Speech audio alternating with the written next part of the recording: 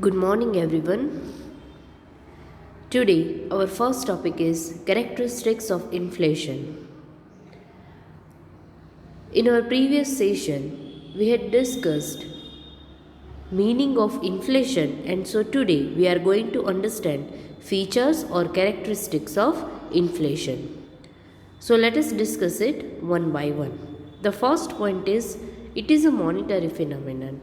Yes, inflation is a monetary phenomenon because it is the result of expansion of money and credit. The main reason for inflation is the expansion of money supply beyond the normal requirement. It may be paper money or bank credit. Inflation છે ને it is definitely a monetary phenomenon. The reason is that it is related to money supply. જ્યારે ઇકોનોમીમાં money supply increase થઈ જાય છે ઓર money ઓર credit બે increase થાય છે beyond the normal requirement, એટલે જેટલી મની સપ્લાયની રિક્વાયરમેન્ટ છે એના કરતાં જો વધારે ક્વોન્ટિટી ઓફ મની હોય it means it will lead to inflation, and that is Y the root cause of inflation is expansion of money supply in the economy. The second point is it is always associated with rise in prices which is continuous and persistent. Yes, inflation is always associated with rise in prices means કે એ inflation છે એ price increase સાથે associate છે, connected છે અને આ process છે એ continuous અને persistent છે કે આ એવું નથી કે પ્રાઇસ રાઇઝ છે એ એકવાર થાય છે પછી પ્રાઇસ ઇન્ક્રીઝ જ નહીં થાય. No, mild price rise will lead to increase in the price or it will attain momentum. Yes, એટલે આ ઇન્ફ્લેશનરી પ્રાઇસ રાઇઝ છે ને it is different from the other price rise which may occur temporarily, may be because of the shortage or accident of during a cyclical moment. એટલે આમાં શું છે કે આ પ્રાઇસ રાઇઝ છે ને એ ડિફરન્ટ છે કે તમે ક્યારેક એવું બને કે કોઈ ટેમ્પરરી પ્રાઇસ ઇન્ક્રીઝ થઈ હોય, પણ અહીંયા ઇન્ફ્લેશનરી પ્રાઇસ રાઇઝ છે ને it is not temporary. Price થોડીક પણ ઇન્ક્રીઝ થશે તો એ ક્યુમ્યુલેટિવ ઇન નેચર છે અને પ્રાઇસ છે ઇન્ક્રીઝ થતી જ રહેશે, and that is why it is always associated with the rise in the prices. અને આ પ્રાઇસ રાઇઝ છે એ કન્ટિન્યુઅસ છે. The third point is inflation is always cumulative. Yes, cumulative means self-growing. Here it is said that inflation is cumulative in the sense that the rise in the price level is mild in the beginning and later on it gathers momentum. As I have told you કે inflationary price rise છે ને inflation cumulative in nature છે, it is self growing કે તમારે inflation એટલે price increase કરવાની જરૂર જ નહીં પડે. માઇલ્ડ રાઇઝ થશે ને પ્રાઇઝમાં તો એ પ્રાઇસ રાઇઝ છે એ કન્ટિન્યુઅસલી થયા કરશે, પ્રાઇસ ઇન્ક્રીઝ થયા કરશે ક્યાં સુધી, જ્યાં સુધી એ મોમેન્ટમ અચીવ કરી ન લે ત્યાં સુધી. The fourth point is that true inflation occurs after the stage of full employment. Yes, we just had discussed this point કે ટ્રુ ઇન્ફ્લેશન ક્યારે આવે છે ઇકોનોમીમાં, જ્યારે ફૂલ એમ્પ્લોયમેન્ટનું લેવલ અચીવ થાય છે ત્યાં સુધી. જ્યાં સુધી અંડર એમ્પ્લોયમેન્ટ ઓર સેમી એમ્પ્લોયમેન્ટ હશે ત્યાં સુધી it is a partial inflation, but true inflation is when there is a full employment in the economy and no further resources are available. The fifth point is that excess of demand in relation to supply. Yes, હવે અહીંયા શું કહે છે કે જ્યારે demand છે એ increase થઈ જાય છે અને એની સામે સપ્લાય ઇન્ક્રીઝ નથી થતી, and this is the hallmark of inflation. એટલે અહીંયા શું થશે કે જ્યારે માર્કેટમાં ડિમાન્ડ ખૂબ છે પણ સામે સપ્લાય ઇન્ક્રીઝ કરવું પોસિબલ જ નથી તો શું થાય, પ્રાઇસ ઇન્ક્રીઝ થાય and it will lead to inflation. The sixth point is it may be demand pull or cost push or both. Yes, inflation છે એ ક્યારેક ડિમાન્ડ પુલ ઇન્ફ્લેશન હોઈ શકે, sometimes it is cost push inflation or it may be both. એટલે આ શું છે demand pull, cost push, એ આપણે નેક્સ્ટ પોઈન્ટમાં ડિટેલમાં સમજશું, right? So, these are the characteristics of the inflation. Now, our next topic is causes of inflation. Yes. There may be two causes of inflation. The first is upward shift in demand and the second is downward shift in supply. But if we talk about the upward shift in demand, there are certain points, sub-points which we will discuss. Now, let us discuss first point, upward shift in demand. As we have seen above or we have discussed that inflation arises when total effective demand is more than the supply. It means જ્યારે ઇકોનોમીમાં demand છે એ supply કરતાં વધારે હોય at that time inflation arises. Demand and supply of goods and services. So, when demand for goods and services is greater than the supply of goods and services, at that time inflation arises in the economy. So in other words, inflation is the result of excess of demand or upward shift in the demand. Now we will discuss what are the reasons for upward shift in demand. કે demand upward shift થાય છે, it means demand increase થાય છે. તો આ demand increase થવાના reasons ક્યા ક્યા છે એ આપણે discuss કરીએ. Now the first point is increase in money supply. Yes, increase in money supply leads to increase in the income of the community. જ્યારે મની સપ્લાય ઇન્ક્રીઝ થાય ને ત્યારે લોકોની ઇન્કમ ઇન્ક્રીઝ થાય અને ઇન્કમ ઇન્ક્રીઝ થાય ને ઇટ મીન્સ ડિમાન્ડ છે એ ઇન્ક્રીઝ થાય. But the increase in the money supply tax place in the form of, હવે આ મની સપ્લાય ઇકોનોમીમાં ઇન્ક્રીઝ થાય છે એ કેવી રીતે ઇન્ક્રીઝ થાય છે એના સબ પોઈન્ટ્સ આપણે સમજીએ. તો ફર્સ્ટ છે એ expansion of paper currency by the government. Yes, it may be because of the, એટલે અહીંયા શું કહે છે, એક્સપાન્શન ઓફ પેપર કરન્સી. હવે ગવર્મેન્ટ છે એ પેપર કરન્સી ઇન્ક્રીઝ શું કામ કરે છે? May be in order to meet the budgetary deficit arises out of the excess of expenditure over normal sources of revenue. એટલે જેટલી ગવર્મેન્ટને રેવન્યુ થાય છે ને એના કરતાં જો એક્સપેન્ડિચર ક્યારેક વધી ગયા હોય તો એ જે ડેફિસિટ છે ને એ ડેફિસિટને ક્લિયર કરવા માટે થઈને ગવર્મેન્ટ છે એ પેપર કરન્સીને એક્સપાન્ડ કરે છે, ઇન્ક્રીઝ કરે છે in order two finance war operation or scheme of economic development or to meet a rise in the non-development expenditure. એટલે ઘણીવાર એવું બને કે વોરની સિચ્યુએશન હોય, ક્યારેક ઇકોનોમિક ડેવલપમેન્ટ માટે ગવર્મેન્ટને એક્સપેન્સીસ કરવા પડે, ક્યાંક કોઈક બીજા એવા નોન ડેવલપમેન્ટ એક્સપેન્ડિચર હોઈ શકે. તો જ્યારે આવા એક્સપેન્ડિચર છે એ વધી જાય છે અને સામે ગવર્મેન્ટની રેવન્યુ ઇન્ક્રીઝ નથી થતી, at that time government has to increase the paper currency. The second point is increase in the velocity of circulation of money. Yes, ક્યારેક એવું બને કે ઇકોનોમીમાં મની જે સ્પીડથી સર્ક્યુલેટ થતા હોય ને that is known as velocity, right? તો sometimes it may happen કે વેલોસિટી છે મનીની સર્ક્યુલેશનની એ ઇન્ક્રીઝ થઈ જાય. And the third point is expansion of bank credit. Bank જ્યારે વધારે ને વધારે ક્રેડિટ પ્રોવાઈડ કરવા માંડે કસ્ટમર્સને, at that time money supply can increase in the economy. So this three are the reasons for the increase in the money supply. Now next point is increase in the disposable income of the people due to reduction of taxation or reduction of savings. Yes, disposable income means what? કે જે income તમે spend કરો છો, જે income તમે commodity consume કરવા માટે, purchase કરવા માટે સ્પેન્ડ કરો છો, that income is known as disposable income. Now when disposable income of the people increases, maybe because of the reduction in the taxation. જો અત્યાર સુધી તમારી ઇન્કમ 15,000 છે, એમાંથી તમે લોકો 2,000 ટેક્સ પે કરો છો, બટ હવે ગવર્મેન્ટ એવું ડિસાઇડ કરે કે તમારે 1,000 ટેક્સ પે કરવાનો છે, તો 1,000 એડિશનલ ઇન્કમ તમારી થઈ, એટલે આને તમે તમારી રિયલ ઇન્કમ ઇન્ક્રીઝ થાય એટલે તમારો પરચેસિંગ પાવર ઇન્ક્રીઝ થાય, અને આ પરચેસિંગ પાવર ઇન્ક્રીઝ થાય તો એને લીધે ડિમાન્ડ છે એ અપવર્ડ શિફ્ટ થાય. ઓર મે બી રિડક્શન ઓફ ધ સેવિંગ્સ, કે અત્યાર સુધી તમે 3,000 સેવ કરતા હતા તમારી ઇન્કમમાંથી અને હવે તમે એવું ડિસાઇડ કર્યું કે 2,000 સેવ કરવા છે, તો 1,000 છે એ તમારી ઇન્કમ એટલી ડિસ્પોઝેબલ ઇન્કમ ઇન્ક્રીઝ થઈ જાય છે. So it will lead two upward shift in the demand. The next point is increase in the disposable income of the people due to sorry એ તો ડિસ્કસ થઈ ગયો. The C point is relaxation of the public borrowing program and repayment of internal public debt.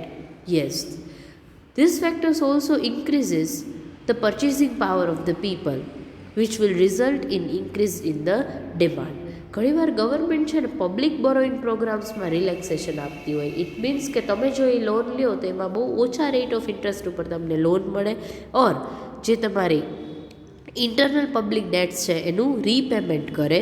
તો આવા ટાઈમમાં છે એ demand upward shift થાય છે because of the increase in the purchasing power of the people, because of increase in the income. The D point is increase in the foreign demand for domestic goods and services. Yes, when demand for domestic goods and services increase in the foreign market and when export increases, at that time it will increase the income of the people.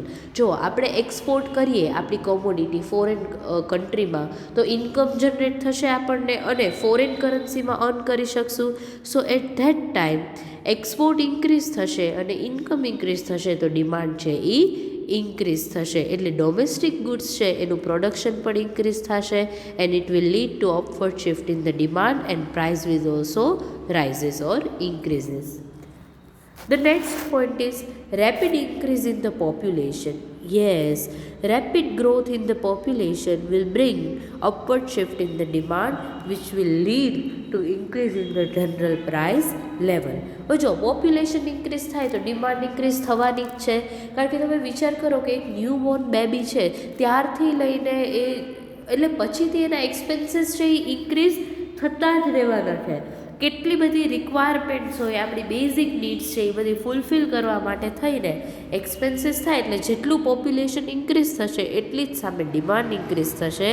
And that is Y if population increases rapidly while the aggregate of money remains stable, the consequent rise in the velocity of circulation is likely to outweigh the countervailing decrease in the volume of money per head. Further, a rapid increase in the population may increase output less than proportionately another factors trending to rise price.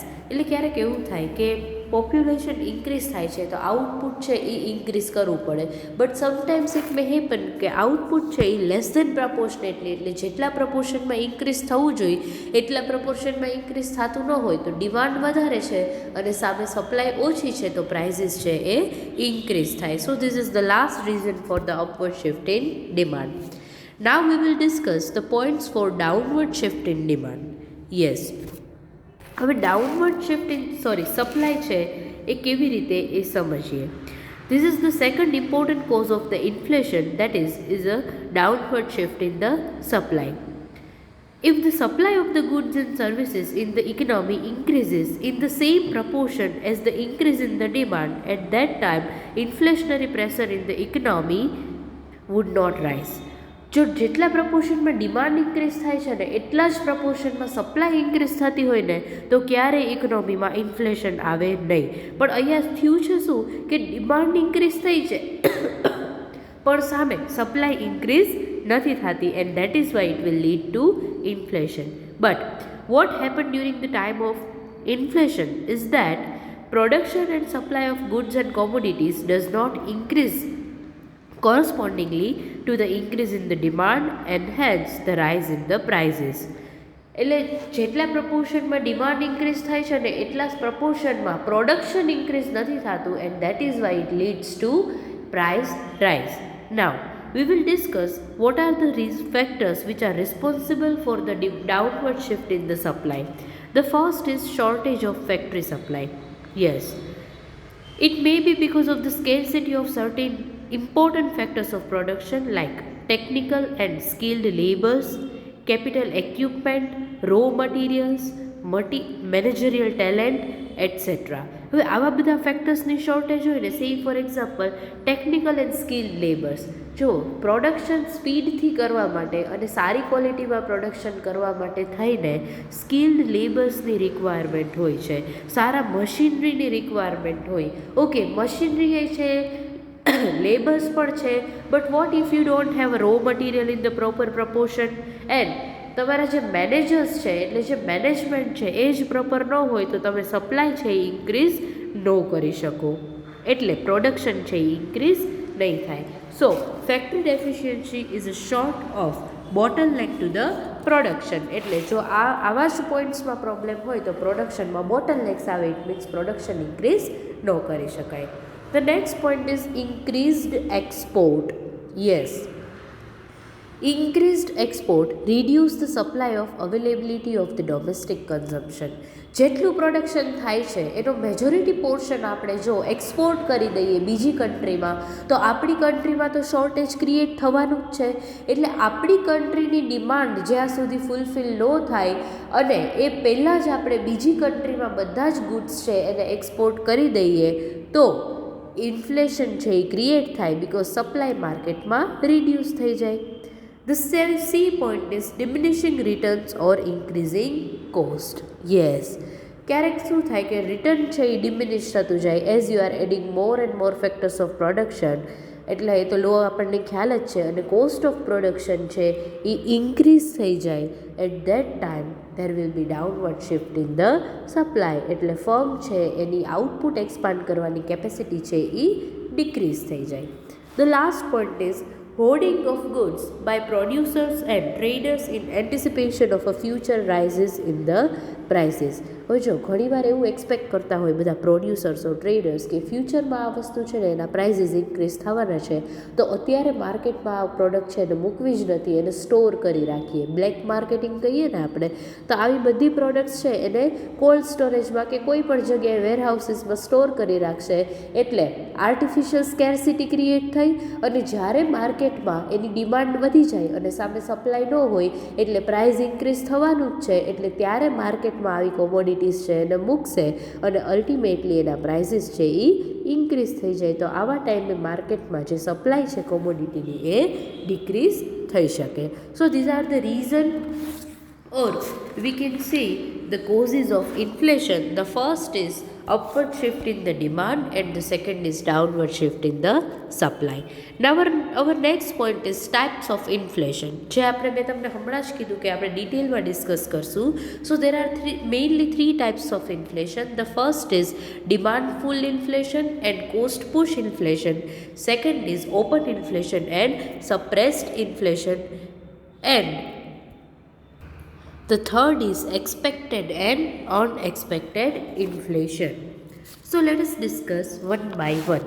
The first is demand pull inflation and cost push inflation. Demand pull inflation exists in the economy when the aggregate demand exceeds the available supply of goods and services.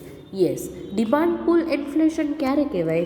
જ્યારે કોઈ પણ કોમોડિટીની aggregate means total demand છે એ supply કરતાં વધારે હોય. At that time we can say that there is a demand pull inflation in the economy.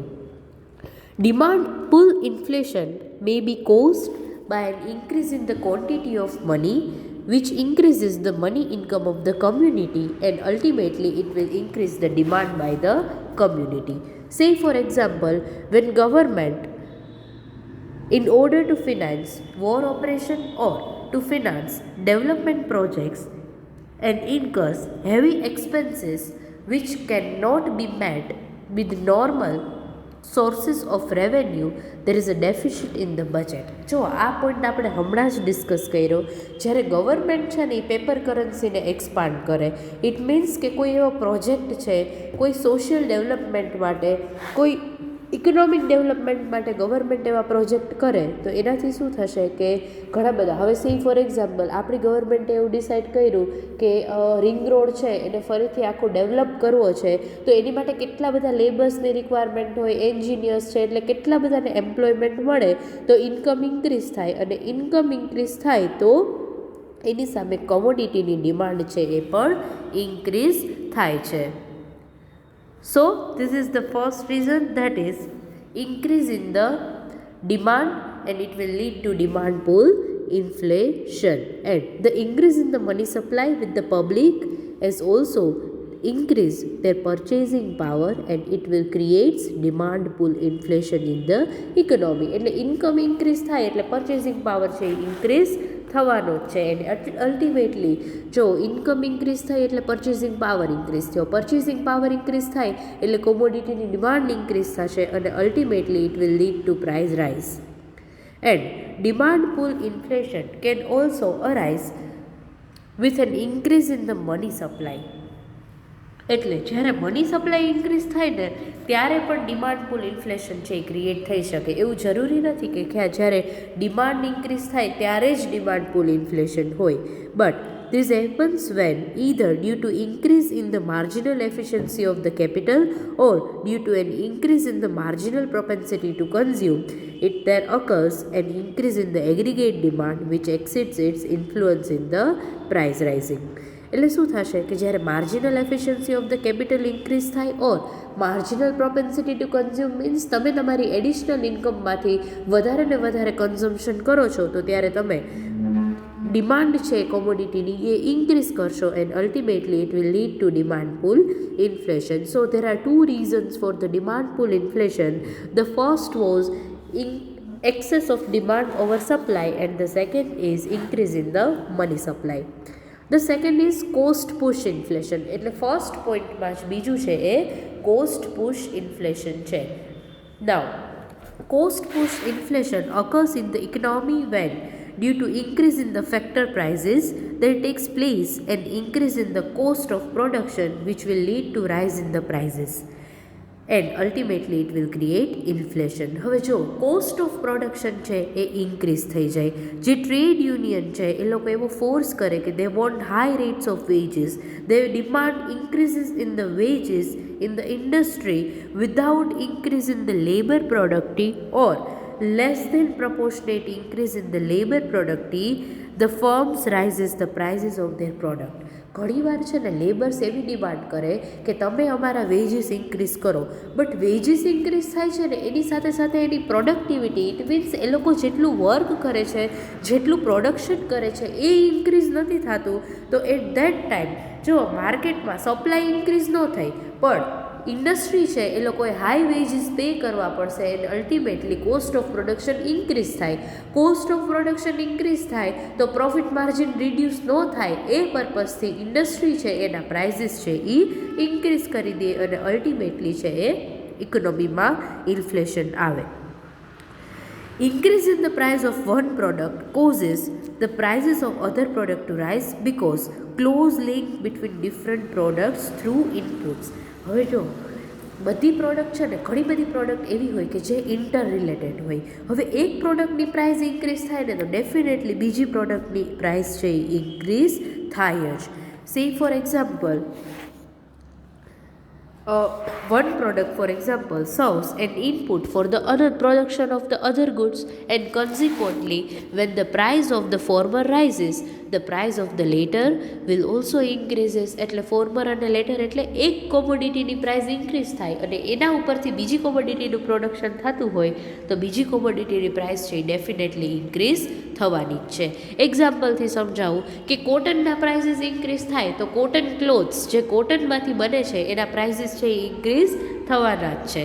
And this rise in the prices of the products lead to increase in the demand for wages and that is why the economy finds itself caught in the grip of the vicious circle of rising prices leading to increase in the wages and it will ultimately lead to increase in the prices. હવે શું થશે કે જો કોઈ પણ firm છે ને એ પોતાની પ્રાઇસ ઇન્ક્રીઝ કરે ને તો લેબર્સ શું કહેશે કે આ કોમોડિટીની પ્રાઇસ ઇકોનોમીમાં આટલી બધી છે તો તમે અમને વેજીસ શું કામ આટલા ઓછા પે કરો છો, તો એ લોકો વેજીસ હાઈ ડિમાન્ડ કરશે એટલે આ પ્રાઇસ રાઇઝ છે એ કન્ટિન્યુઅસલી ઇન્ક્રીઝ થયા જ કરશે and it is not limited to a one product. all the prices of all the commodities will increase in the economy and cost of production છે એ પણ increase થશે.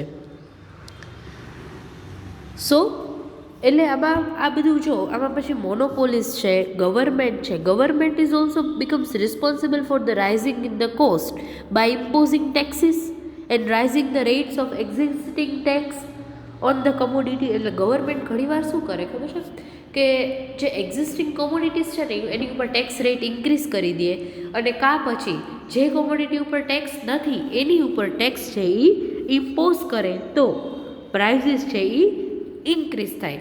સે ફોર એક્ઝામ્પલ જીએસટી આપ્યું તો ઘણી બધી કોમોડિટી ઉપર ટેક્સ રેટ છે એ ઇન્ક્રીઝ થઈ ગયા, અને અમુક કોમોડિટી ઉપર ટેક્સ નહોતા તો એની ઉપર પણ ટેક્સ ઇમ્પોઝ કર્યા. એટલે ગવર્મેન્ટ જ્યારે આવું ડિસિઝન કરે ને કે કોમોડિટીમાં ટેક્સીસ રેટ વધારે કરે તો એની પ્રાઇસીસ છે એ ઇન્ક્રીઝ થવાની છે.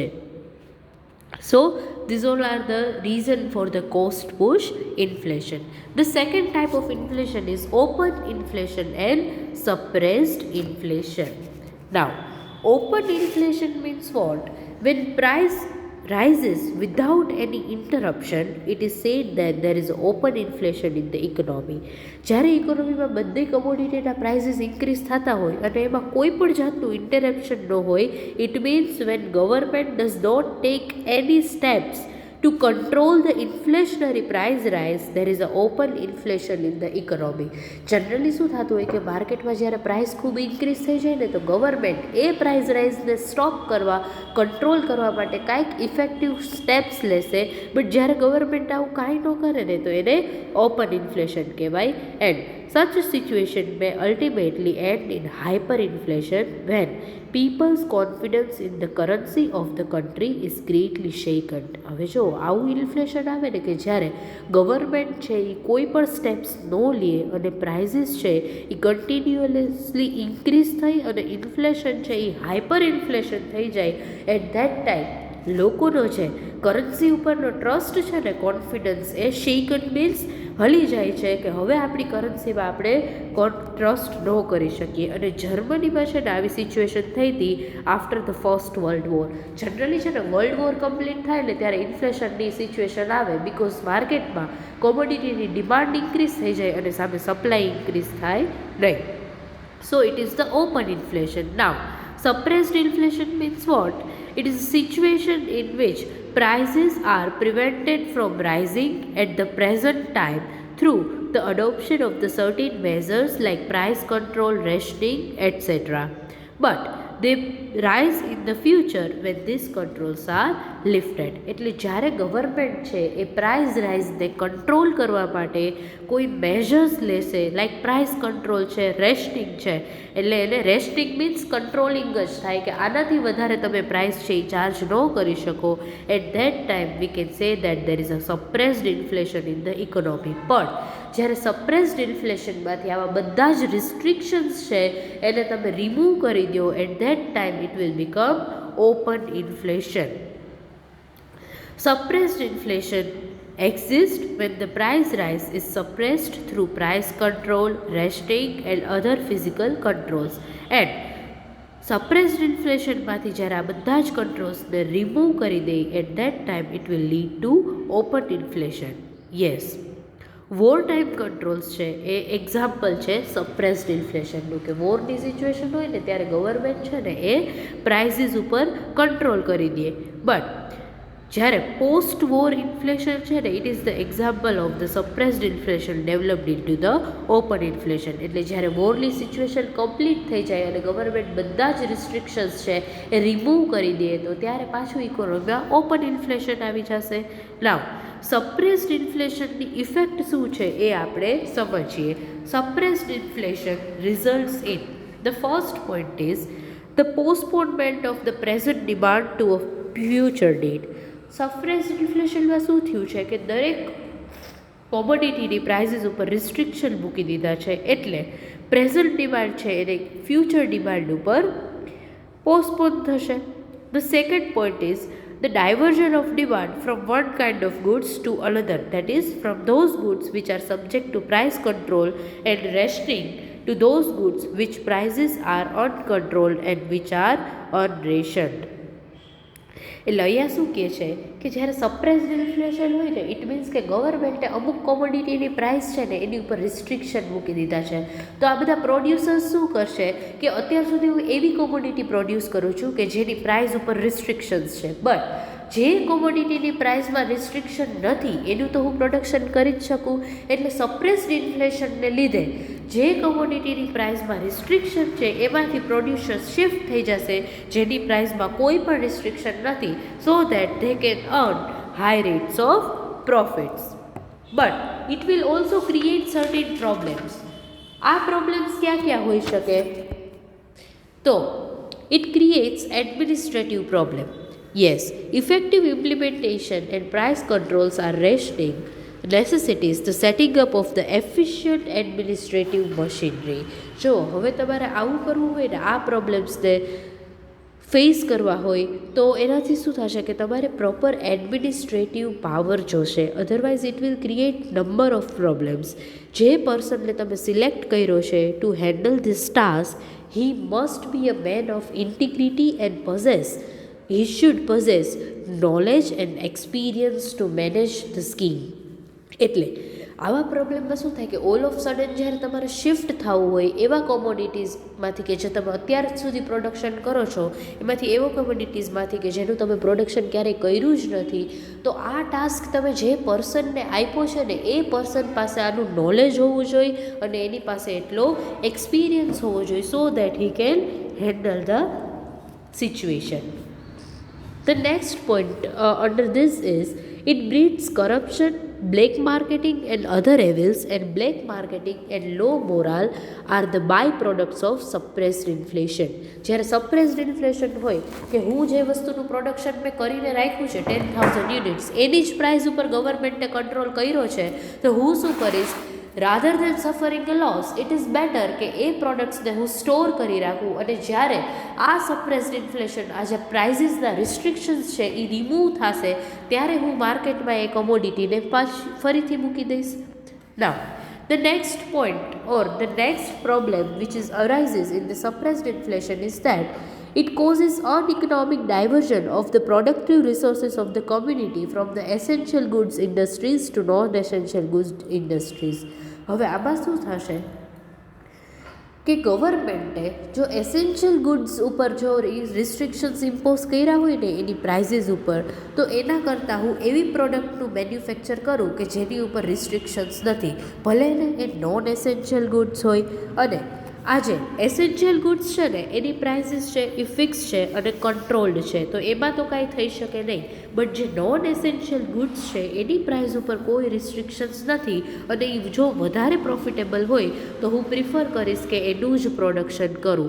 And that is why there is a diversion of the community scarce resources from more productive channels to less productive channels. એટલે શું થાય કે જે રિસોર્સિસ છે કે જેની સ્કેરસિટી છે અને એવા રિસોર્સનો યુઝ છે એ એસેન્શિયલ ગુડ્સ એટલે એવી કોમોડિટીઝ કે જેની વધારે રિક્વાયરમેન્ટ છે એના પ્રોડક્શનમાં થવો જોઈએ, એના બદલે એવી કોમોડિટીમાં થશે કે જેની કોઈ રિક્વાયરમેન્ટ જ નથી. So it is again the problem which arises in the suppressed inflation. The third type of inflation is expected and unexpected inflation. If inflation is unexpected, it means the adverse effect will make different section of the society suffer differently. જો તમને ખબર જ ન હોય કે આવી રીતે inflation આવશે, ઇટ ઇઝ ટોટલી અનએક્સપેક્ટેડ, તમે આવું ધાર્યું જ નહોતું અને થાય છે, તો સોસાયટીના જે ડિફરન્ટ સેક્શન્સ છે ને બધા સેક્શન ઉપર એ ઇન્ફ્લેશનની ડિફરન્ટ ઇફેક્ટ આવશે. And if inflation continues for a long period of time, it becomes expected and therefore people will try to escape from the inflation and evil effect by adopting necessary measures can be done. એટલે શું થાય કે જો inflation છે એ long period of time માટે continue રહેશે તો આપણને ખ્યાલ આવી જાય કે આ વસ્તુ એક્સપેક્ટેડ છે કે અત્યારે ઇકોનોમીમાં ઇન્ફ્લેશન છે જ તો પ્રાઇસીસ ઇન્ક્રીઝ થવાના જ છે, તો આમાંથી કેવી રીતે બહાર નીકળવું એ લોકો પહેલેથી જ ટ્રાય કરશે and it will become expected inflation. So unexpected inflation inflicts adverse effect upon the economy, while expected inflation will not be able to inflict adverse effect as people will go for heading against it to escape from adverse effect. એટલે જો unexpected inflation હશે ને તો સોસાયટીની એની ઉપર adverse effect હશે, but if inflation is expected because it continues for a long period of time, at that time it may not have that much adverse effect on the society because now people will try to escape from this type of inflation. But the fact is that full protection against inflation is not possible. ક્યારે એવું possible જ ન થાય કે ઇન્ફ્લેશનની અગેન્સ્ટમાં તમે કોઈ પણ major લઈ શકો. ફૂલ પ્રોટેક્શન હા થોડું ઘણું તમે કવર કરી શકો, બટ ક્યારેય એવું પોસિબલ ન થાય કે ઇન્ફ્લેશનમાંથી તમે બચી જ ન શકો. એ સોસાયટીના ઓવરઓલ દરેક સેક્શનમાં છે, દરેક સેક્ટરમાં છે, એ સ્પ્રેડ થઈ જાય છે. The effect of inflation is not limited to a particular area, it spreads all over the country and maybe cross the boundary also. So these are the types of inflation. આજે આટલું રાખીએ. See you all in the next session.